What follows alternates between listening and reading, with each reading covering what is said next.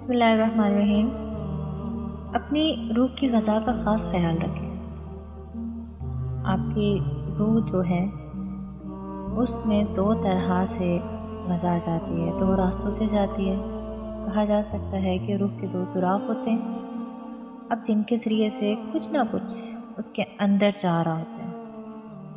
وہ دو سوراخ ہیں، پہلا آپ کی آنکھیں، دوسرا آپ کا کان۔ اب جو آپ دیکھتے ہیں یا جو بھی آپ سنتے ہیں وہ نہ چاہتے ہوئے بھی آپ کی روح کا حصہ بنتا ہے۔ آپ یہ نہیں کہہ سکتے کہ میں اگر کچھ غلط دیکھ رہا ہوں یا غلط دیکھ رہی ہوں تو میں اس پر عمل نہیں کروں گی کیونکہ مجھے اچھے برے کا فرق معلوم ہے، میری نیت درست ہے، یا پھر اس طرح کا کوئی بھی بہانہ۔ ایسا نہیں ہوتا، کبھی نہ کبھی آپ اس پر عمل کریں گے، آپ اس پر عمل کرنے لگتے ہیں، آپ کو بھی پتہ نہیں چلتا۔ اگر آپ ایسے لوگوں کی کمپنی میں ہیں جو ہر وقت دوسرے لوگوں کی خامیاں تلاش کرتے رہتے ہیں یا ہر وقت غیبت میں مشغول رہتے ہیں، یا پھر سوشل میڈیا پہ آپ نے کوئی ایسے پیجز لائک کیے ہوئے جو ہر وقت چٹپٹی خبریں ہوتی ہیں یا بری یا پھر نیگیٹو قسم کی جن میں لینگویج استعمال کی جاتی ہے، تو یہ باتیں آپ کے اندر انڈیلی جا رہی ہوتی ہیں، اس کا آپ کو بھی معلوم نہیں ہوتا، کوئی خبر نہیں ہوتی آپ کو کہ آپ کے اندر کیا کیا جا رہا ہے۔ بظاہر تو ہم صرف وقت گزاری کے لیے لے رہے ہوتے ہیں ان چیزوں کو، لیکن وہ جو ٹائم پاس کرنا ہوتا ہے وہ آپ کی شخصیت کا حصہ بن رہا ہوتا ہے۔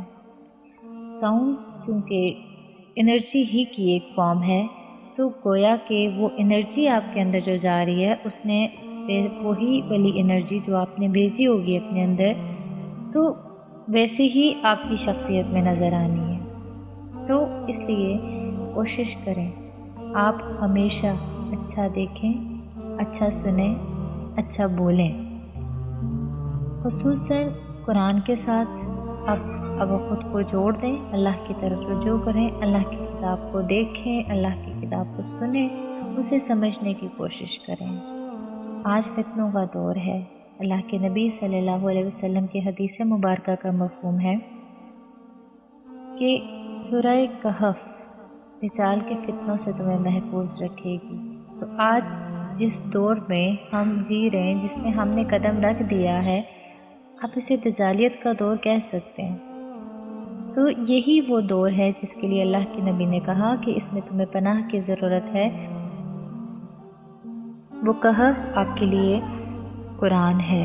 سورہ کہف کی تلاوت لازمی کریں، ہر جمعے کو کوشش کریں آپ اس کی پوری تلاوت کریں تاکہ اللہ سبحانہ وتعالیٰ آپ کے لیے زمین اور آسمان تک نور کی ایک حصار باندھ لے، ایک روشنی آپ کے لیے پیدا کر دے جو آپ کی حفاظت فرمائے۔